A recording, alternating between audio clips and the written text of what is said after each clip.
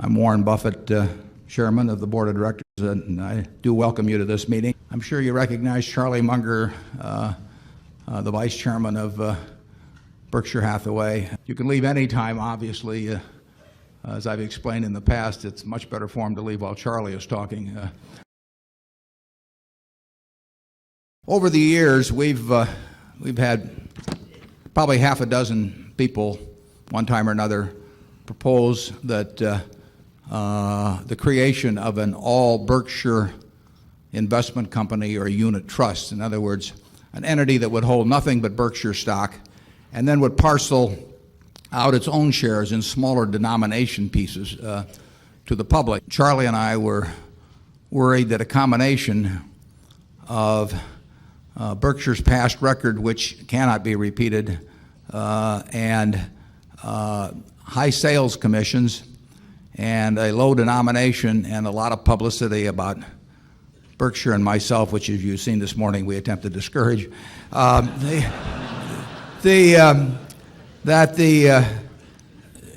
great many people would end up buying these unit trust holdings without any idea really of what they were buying and with unrealistic expectations as to the future. So we came upon the idea of the Class B shares, which would create a supply that would match the demand for, in effect, split shares, and that would be offered in a way that did not create special inducements or to create false inducements to people thinking of buying. Our hope is that the Class B shareholders that we attract are of the same quality as the people in this room, that they have an investment attitude that where they feel they are buying into part of a business, that they expect to stay with it for the indefinite future, maybe the rest of their lives. In looking ahead, do you see the trends of extensive outsizing, the offshoring, the downsizing, and the greater emphasis on the short-term, quick buck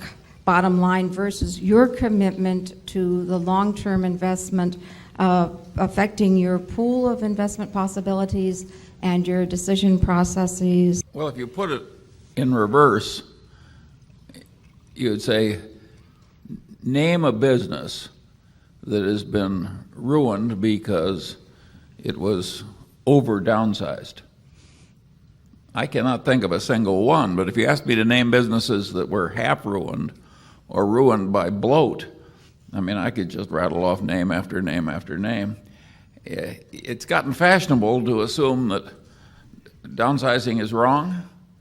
Well, it may have been wrong to let the business get so fat that it eventually had to downsize. I would expect that in 5 or 10 years, it's going to be real tough to sell a paper encyclopedia, because at that time, you'll probably be able to buy the computer and the electronic encyclopedia for less than the paper encyclopedia. Have you considered selling your electronic business and just getting out of it? It may well be that it'll be a workable business for us, even though it isn't for anybody else, but the jury's still out on that. But we will not sell World Book. That I'll state that unequivocally. We will not sell electronic World Book. We are in the business to stay. As we move into the 21st century, do you see a need to re-envision capitalist premises towards original notions of democracy, justice, and humanitarian concerns? I don't want to tinker with the market system. I don't think I should be telling people what they should want to do with their lives, but I do think that it's incumbent on the people that do very well under that system to be taxed in a manner that takes reasonable care of anybody that is not well adapted to that system, but that it's a perfectly decent citizen in every other regard. We think we have some ability to find businesses where we don't think change is going to be very important. If somebody tells us the business is going to change a lot, in Wall Street they love to tell you that that's great opportunity. We don't think it's an opportunity at all. I mean, it scares the hell out of us because we don't know how things are going to change.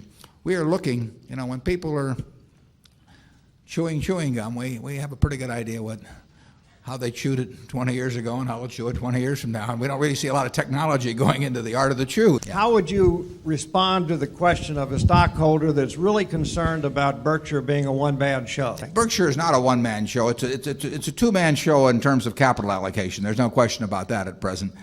But it's run by many managers that are doing an outstanding job and that don't need any guidance from Charlie or me as they go along. Is Coca-Cola going to suddenly stop selling because some manager's dead at Berkshire Hathaway?